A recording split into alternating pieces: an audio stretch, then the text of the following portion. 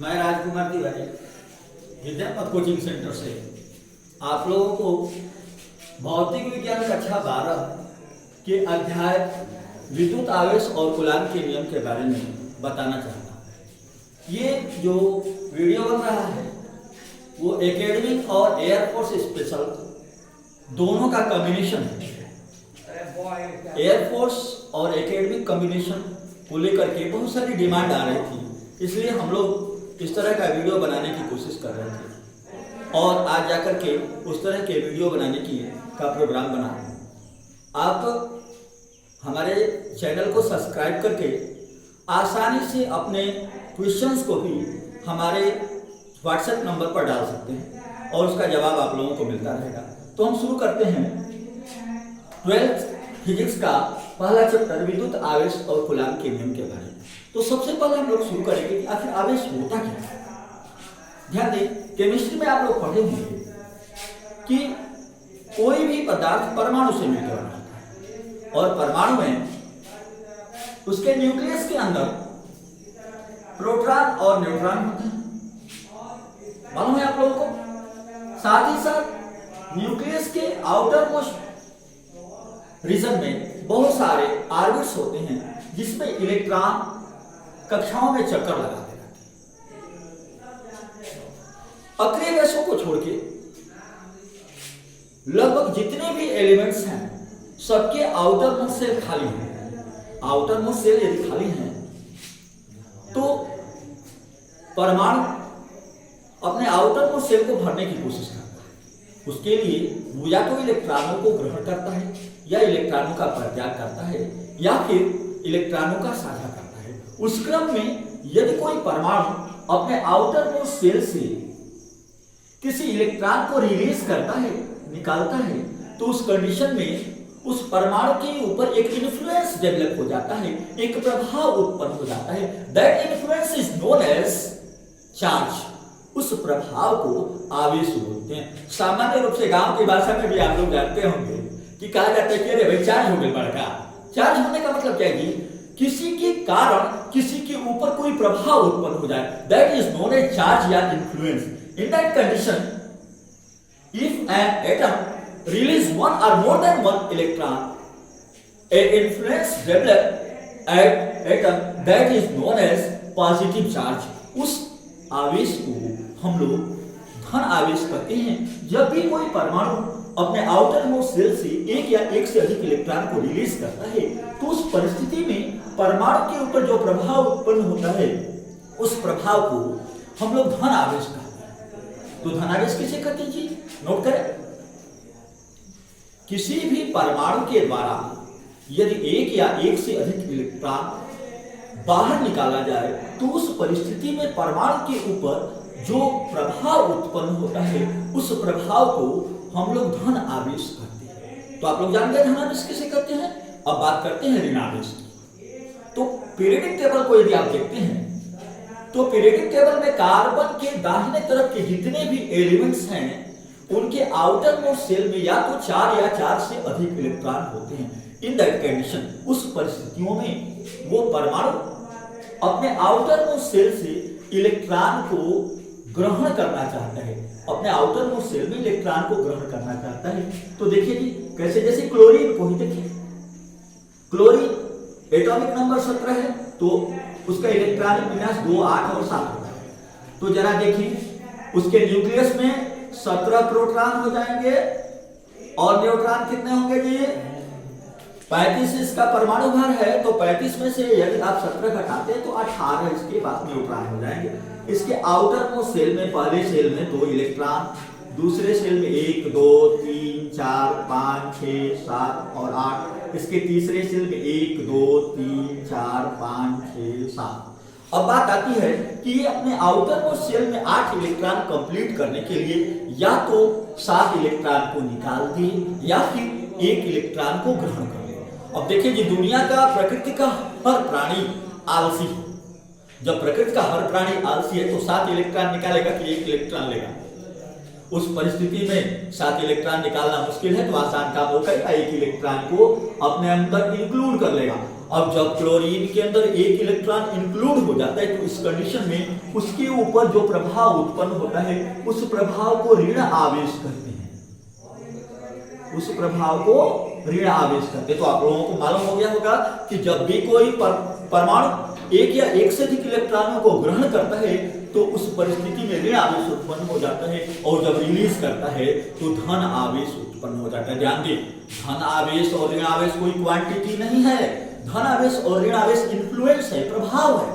उस प्रभाव के कारण जो उसके ऊपर नेचर और कैरेक्टर डेवलप होता है, उस नेचर और कैरेक्टर को पॉजिटिव और नेगेटिव चार्ज या आवेश कहते हैं। अब बात चलते हैं आवेश के बारे में, आगे बढ़ते हैं। आवेश के बारे में जब आगे बढ़ते हैं तो हम लोगों को जान के काफी हैरानी होगी कि जो सिमिलर आवेश हैं वो एक दूसरे को रिपेल करते हैं, एक दूसरे को प्रति आकर्षित करते हैं, और जो अनसिमिलर आवेश हैं, विरोधी आवेश हैं, वो एक दूसरे को अट्रैक्ट करते हैं। तो देखिए कि पॉजिटिव चार्ज और पॉजिटिव चार्ज एक दूसरे को प्रति आकर्षित करेंगे,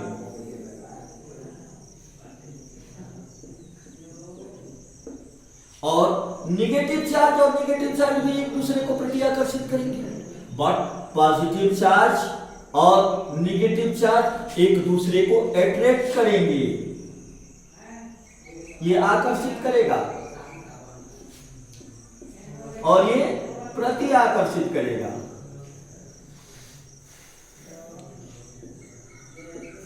अब बात आती है कि इसके कारण जो प्रभाव उत्पन्न होता है उस प्रभाव को हम लोग वैद्युत क्षेत्र कहते हैं। धनावेश और ऋणावेश के कारण जो प्रभाव उत्पन्न होता है उस प्रभाव को वैद्युत क्षेत्र कहते हैं। और वैद्युत क्षेत्र है क्या चीज? वैद्युत क्षेत्र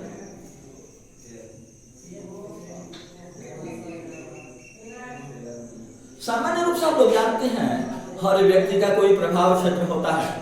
मान लीजिए कि स्टूडेंट है तो उसका प्रभाव क्षेत्र कॉलेज तक निर्भर करता है। एक टीचर है तो उसका प्रभाव क्षेत्र हो सकता है कि 10-20 गांव तक या कुछ मोहल्लों तक काम करता हो। और मान लीजिए कोई नेता वता लोग हैं तो उनका प्रभाव क्षेत्र तो यूपी, एमपी और यहाँ तक कि हमारे प्राइम मिनिस्टर का प्रभाव तो पूरे विश्व तक जारी है। तो प्रभाव क्षेत्र के बारे में यदि हम बात करते हैं तो कोई पॉजिटिव चार्ज है तो उसके ऊपर उसके सराउंडिंग जो प्रभाव क्षेत्र बनता है वो प्रभाव क्षेत्र को हम लोग वैद्युत क्षेत्र कहते हैं। और उस कंडीशन में तो काल्पनिक वैद्युत रेखाएं खींची जाती है। उस परिस्थितियों में प्रभाव क्षेत्र को दर्शाने के लिए काल्पनिक वैद्युत रेखाएं खींची जाती हैं। वैज्ञानिकों का एक लॉजिक है, साइंटिस्टों का एक लॉजिक है कि जो पॉजिटिव चार्ज है उसके प्रभाव के कारण जो वैद्युत रेखाएं खींची जाएंगी वो वैद्युत आवेश से सदैव बाहर की तरफ होंगी। जो वैद्युत बल रेखाएं होंगी वो पॉजिटिव चार्ज से सदैव बाहर की तरफ होंगी। इन दैट कंडीशन नेगेटिव चार्ज के कारण जो वैद्युत बल रेखाएं होंगी या वैद्युत क्षेत्र की रेखाएं होंगी वो सदैव नेगेटिव चार्ज की तरफ होंगी, due to negative charge. But positive charge के कारण जो वैद्युत क्षेत्र रेखाएं होंगी वो अवे फ्रॉम पॉजिटिव चार्ज होंगी। अब बात आती है कि अवे फ्रॉम और ड्यू टू पॉजिटिव चार्ज से दूर की तरफ, नेगेटिव चार्ज की तरफ, ये सिम्टम्स आया कैसे? ये सिम्टम्स हमारे सामान्य लॉजिक से आता है। जरा देखें, किसी के पास कोई पॉजिटिव चीज हो तो अपने पॉजिटिव प्रभाव को फैलाता है। धनी व्यक्ति कभी कर्ज नहीं लेता है, वो कर्ज बांटता है, बाहर की तरफ निकालता है। इन दैट कंडीशन उसी इन्फ्लुएंस से प्रभावित होकर साइंटिस्ट लोगों ने पॉजिटिव चार्ज को से जो वैद्युत बल रेखाएं निकलती हैं उसको अवे फ्रॉम कहा। और जो भी ऋण आवेशित होगा, जिसके ऊपर कर्ज होगा, वो बाहर से पैसा लेगा। अब जब बाहर से पैसा लेगा तो उसी इन्फ्लुएंस को ध्यान में रखते हुए वैज्ञानिकों ने नेगेटिव चार्ज के कारण जो इलेक्ट्रिक फील्ड का डायरेक्शन है उसको ड्यू टू नेगेटिव चार्ज। तो अब आप लोगों को मालूम हो गया कि वैद्युत बल रेखाएं का डायरेक्शन क्या होता है जी? वैद्युत बल रेखाओं का डायरेक्शन पॉजिटिव चार्ज से दूर की तरफ तथा नेगेटिव चार्ज की तरफ होता है। अब बात करते हैं वैद्युत बल रेखाओं के कैरेक्टर के बारे में। तो वैद्युत बल रेखाएं फर्स्ट कैरेक्टर है कि वैद्युत बल रेखाएं एक दूसरे को काटती नहीं है। फर्स्ट कैरेक्टर क्या जी, वैद्युत बल रेखाएं एक दूसरे को काटती नहीं। दूसरा कैरेक्टर क्या जी, वैद्युत बल रेखाएं जैसे ही बाहर की तरफ निकलती हैं तो एक दूसरे से दूर होती जाती हैं। देख रहे हैं आप, वैद्युत बल रेखाएं जब बाहर निकलती हैं तो एक दूसरे से दूर होती जा रही हैं। थर्ड कंडीशन क्या जी, वैद्युत बल रेखाएं सदैव त्रिज्यागामी होती हैं। त्रिज्यागामी का मतलब क्या जी, इन वैद्युत बल रेखाओं से मिलता हुआ एक सर्किल खींच दें तो जितनी भी ये वैद्युत बल रेखाएं होती हैं ये त्रिज्या का काम करती हैं और सर्किल के सेंटर तक जाती हैं। कहां तक जाती हैं? सेंटर तक जाती हैं। ये है कैरेक्टर वैद्युत बल रेखाओं का। वैद्युत बल रेखाओं का कैरेक्टर यदि आप जान गए तो हम आप कोशिश करेंगे जानने के लिए कि इन आवेशों के बीच जो आकर्षण बल लगता है उस आकर्षण बल की क्वांटिटी क्या होगी, उसकी मात्रा क्या होगी। यदि प्रतिकर्षण बल लगता है तो उसकी क्वांटिटी क्या होगी, उसकी मात्रा क्या होगी। तो एक साइंटिस्ट है, उनका नाम था कूलॉम। कूलॉम ने दो विद्युत आवेशों के वैद्युत बल को फाइंड करने के लिए अपना नॉलेज दिया, अपनी जानकारी दी, अपने एक्सपेरिमेंट किए। उन्होंने कहा कि किन्हीं भी दो बिंदु आवेशों के बीच लगने वाला वैद्युत आकर्षण अथवा प्रतिकर्षण बल उन आवेशों की मात्राओं के गुणनफल के अनुक्रमानुपाती तथा उनके बीच की दूरी के वर्ग के व्युत्क्रमानुपाती। कूलॉम ने क्या कहा जी, कूलॉम ने कहा कि किन्हीं भी दो बिंदु आवेशों के बीच लगने वाला वैद्युत आकर्षण अथवा प्रतिकर्षण बल आवेशों की मात्राओं के गुणनफल के अनुक्रमानुपाती तथा उनके बीच की दूरी के वर्ग के व्युत्क्रमानुपाती होता है। तो हम लोग आगे बढ़ते हैं कूलॉम्स के नियम के बारे में। What is Coulomb's law? तो ध्यान दें, कूलॉम का नियम देखिए, कोई भी दो बिंदु आवेश है,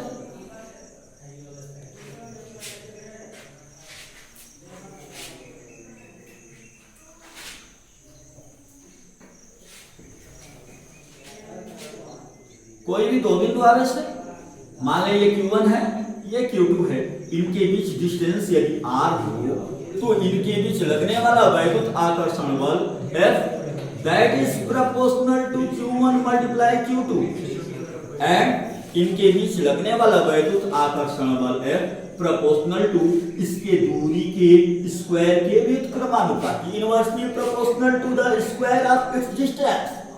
अब बात आती है इन दोनों को इंक्लूड करके यदि हम देखें तो F proportional to Q1 Q2 divided by R square. अब बात आती है इस प्रोपोर्शनलिटी को यदि हम इक्वल के रूप में चेंज करना चाहें तो प्रोपोर्शनल कांस्टेंट का मल्टीप्लाई करना पड़ता है, एक अनुक्रमानुपाती नियतांक का हम लोगों को मल्टीप्लाई करना पड़ता है। तो एक अनुक्रमानुपाती नियतांक का मल्टीप्लाई कर दिया Q1 Q2 divided by R square. अब इसके बाद हम लोग बात करते हैं कि ये K है क्या चीज। तो देखें K इज नोन एज वैद्युत बल स्थिरांक, इसको इंग्लिश में बोलते हैं इलेक्ट्रिक फोर्स कांस्टेंट। वैद्युत बल नियतांक, इसकी वैल्यू कितनी होती है जी?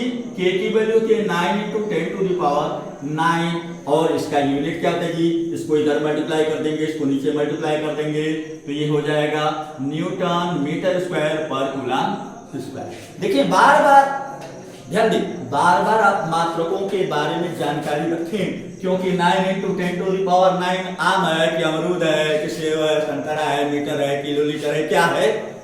तो इसको वेरीफाई करने के लिए उसके यूनिट को जानना जरूरी होता है, मात्रक अति आवश्यक है। अब आगे बढ़ते हैं, ठीक है जी। अब इस K को आगे जब मॉडिफाई करते हैं तो K की जगह पे हम लोग लिख सकते हैं F equal to 1/4 pi epsilon 0 Q1 Q2 divided by R square, और ये स्मॉल के भी साथ में होता है। तो बात आती है कि K के जगह पे इतनी चीजों की क्या आवश्यकता पड़ेगी, 4 पाई एप्सिलॉन 0 की क्यों आवश्यकता पड़ेगी? आवश्यकता इसलिए पड़ती है कि इस K के बीच बहुत सारे क्वांटिटी इंक्लूड हैं और उन क्वांटिटी को हम लोगों को दर्शाना हो, कभी एग्जाम में उन सारी क्वांटिटीज की वैल्यू आ गई, K की वैल्यू नहीं आई तो हम कौन सा फार्मूला यूज करेंगे? तो उस फार्मूला को यूज करने के लिए हम लोग यूज करते हैं 1/4 pi epsilon 0 Q1 Q2 upon R square. अब हम आगे बढ़ते हैं। एप्सिलॉन 0 क्या जी? 4 के बारे में तो मालूम है आप लोगों को, इसमें तो कोई डाउट नहीं जी। पाई के बारे में मालूम है 22/4 या 3.14।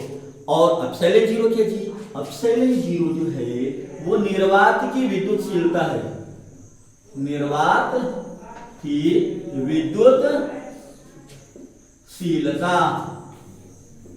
ठीक है। ये निर्वात की विद्युतशीलता होती है। अब जरा देखिए, किसी वायर को देखिए, किसी तार को देखें तो उससे होके इलेक्ट्रिसिटी पास आउट हो सकती है। मिट्टी को देखें तो उससे होकर के इलेक्ट्रिसिटी तब पास होगी जब वो नम हो या गीली हो। प्लास्टिक से होकर के कोई इलेक्ट्रिसिटी पास आउट नहीं होती है। बट आपको जान के काफी हैरानी होगी कि निर्वात और हवा में भी इलेक्ट्रिसिटी पास आउट होती है। जरा थोड़ा सा गौर करें 11th के बारे में। 11th में जब हम लोग पढ़े कैथोड रेज के बारे में, तो कैथोड रेज का जब जूलियस प्लकर का एक्सपेरिमेंट होता है तो जूलियस प्लकर जो कैथोड और एनोड लगाते हैं वो शीशे के ट्यूब के भीतर लगाते हैं और उसके भीतर एयर होता है और वो भी एयर बहुत कम मात्रा में होता है। फिर भी नेगेटिव चार्ज से इलेक्ट्रिसिटी पास होकर के पॉजिटिव चार्ज तक पहुंचती है। कैसे पहुंचती है जी? ड्यू टू एयर, एयर के माध्यम से, ठीक है जी। एयर में तो इलेक्ट्रिसिटी पास होने का चार्ज पावर होता ही है, यहां तक कि आपके निर्वात में भी विद्युत प्रवाह का पावर होता है। निर्वात में भी विद्युत धारा प्रवाहित हो सकती है। तो निर्वात में विद्युत प्रवाहित होने का पावर क्या है? दैट इज नोन एज निर्वात की विद्युतशीलता। तो निर्वात की विद्युतशीलता की वैल्यू कितनी होती है? निर्वात की विद्युतशीलता की वैल्यू होती है 8.86 × 10⁻⁻12 कूलम स्क्वायर पर न्यूटन मीटर स्क्वायर। देखो जी यहाँ यूनिट बदल गया, यहाँ पे आपका यूनिट चेंज हो जा रहा है। निर्वात की विद्युतशीलता कितनी है जी? 8.86 × 10⁻12 कूलम स्क्वायर पर न्यूटन मीटर स्क्वायर। और बात आगे बढ़ती है कि ये क्या है जी? स्मॉल के क्या है? स्मॉल के जो है वो डाइलेक्ट्रिक कांस्टेंट है, परावैद्युत नियतांक है। यदि इन दोनों आवेशों के बीच कोई मीडियम हो जाए, मान ले प्लास्टिक हो जाए, लकड़ी का बुरादा हो जाए, पानी हो जाए, तो उस कंडीशन में इस फोर्स के ऊपर, इनके फोर्स के ऊपर क्या प्रभाव पड़ेगा? तो उस फोर्स के प्रभाव को जनरेट करने के लिए, उसको बताने के लिए के की वैल्यू फाइंड करनी होती है। तो आपको जान के काफी हैरानी होगी कि के की वैल्यू जो होती है वो greater than or equal to 1 होती है। एक से कम कभी होती ही नहीं है। अब एक के बराबर किसके लिए होती है? तो के इक्वल टू 1 निर्वात के लिए होता है और के से ज्यादा अन्य सभी चीजों के लिए होता है। आपको जान के हैरानी होगी कि जितने भी सुचालक पदार्थ हैं, सभी सुचालक पदार्थ के लोहा, तांबा, जस्ता, टीन, कुछ भी anything, copper, aluminium, silver, gold, किसी के लिए भी के की वैल्यू इनफाइनाइट होती है। के की वैल्यू इनफाइनाइट होती है। अब आगे बढ़ते हैं कि के की वैल्यू अलग अलग चीजों के लिए क्या होती है। थोड़ा सा ध्यान दें, कई बार इन तरह की चीजें आप लोगों के एयरफोर्स वगैरह में पूछा गया है। अब बात हम लोग करते हैं एयरफोर्स की, ठीक है जी। तो कुछ चीजें एयरफोर्स के एग्जाम में आप लोगों को याद रखने की जरूरत होती है। यदि वो चीजें आप याद नहीं रखते हैं तो क्वेश्चंस आप सॉल्व नहीं कर सकते। जैसे शुद्ध आसुत जल के लिए, शुद्ध आसुत जल के लिए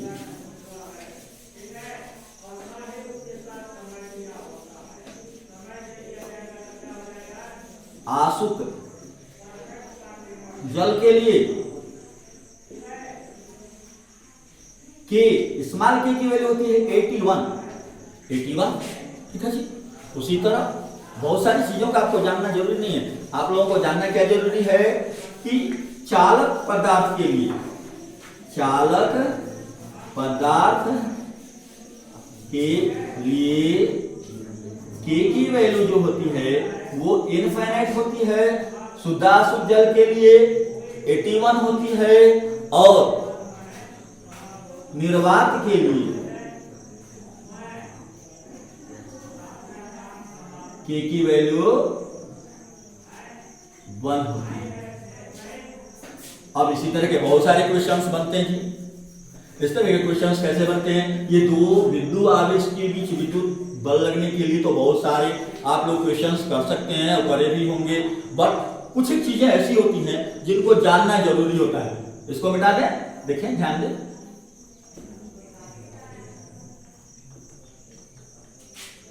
अब जरा देखें, कोई फुटबॉल जैसा आवेश हो, ठीक है जी, कोई फुटबॉल जैसा आवेश हो,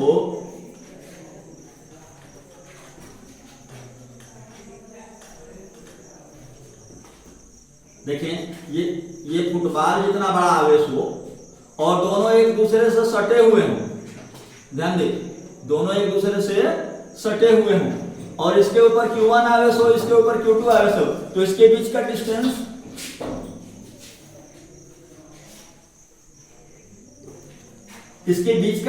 क्या है जी? इसके बीच का डिस्टेंस तो 0 हो जाएगा। अब जब इसके बीच का डिस्टेंस 0 हो जाएगा तो फोर्स फाइंड करें, 1/4 pi epsilon 0 Q1 Q2 divided by R square, तो ये 1/4 pi epsilon 0 Q1 Q2 divided by 0 का स्क्वायर हो जाएगा और ये हो जाएगा इनफाइनाइट। तो क्या दो विद्युत आवेशित बड़े बड़े गोलों को हम एक साथ रख देते हैं सटा करके, तो इतना ज्यादा उनके बीच आकर्षण बल लग जाता है कि दुनिया की कोई ताकत उसको अलग नहीं कर पाएगी। ऐसा तो नहीं है जी। तो कहीं ना कहीं हमारे सोचने में गलतियां हैं, बच्चे इन गलतियों को बार बार करते हैं। तो जरा देखिए, जब दो विद्युत आवेश जो बड़े बड़े आकार के वो एक दूसरे से सट जाते हैं तो हाइपोथेसिस ये है, कल्पना ये है कि उनके आवेश उनके सेंटर पर कॉन्सेंट्रिक हो जाते हैं, उनके सेंटर पे आ जाते हैं। और जब सेंटर पे आ जाते हैं तो उनके बीच का डिस्टेंस क्या हो जाता है जी? इसका वाला रेडियस प्लस इसका वाला रेडियस, तो उसके बीच का जो बड़ा डिस्टेंस हो जाएगा R1 प्लस R2 हो जाएगा। तो अब force F equal to 1/4 pi epsilon 0 Q1 Q2 divided by R1 plus R2 का स्क्वायर हो जाएगा। त्रिज्याओं को जोड़ करके वैल्यू निकलेगी, ना कि उसको 0 करके सब्ट्रैक्ट कर देंगे आप। आज का वीडियो इतना तक ही हुआ। आगे इसके बारे में आप कमेंट कर सकते हैं कि मैं कैसा पढ़ाया हूं। आप इसको सब्सक्राइब भी कर सकते हैं। सब्सक्राइब करने का फायदा क्या है कि जब आप सब्सक्राइब करते हैं तो आप हमसे व्हाट्सएप पे क्वेश्चंस भी पूछ सकते हैं, हम उसके आंसर सदैव देने के लिए 24 आवर अवेलेबल है। बट यदि सब्सक्राइब नहीं करते हैं तो ये सारे जो सुविधाएं हैं आपको नहीं मिल पाएंगी। और आगे के वीडियोस के लिए आप बेल आइकन भी दबा सकते हैं, ठीक है जी। तो thank you, all the best.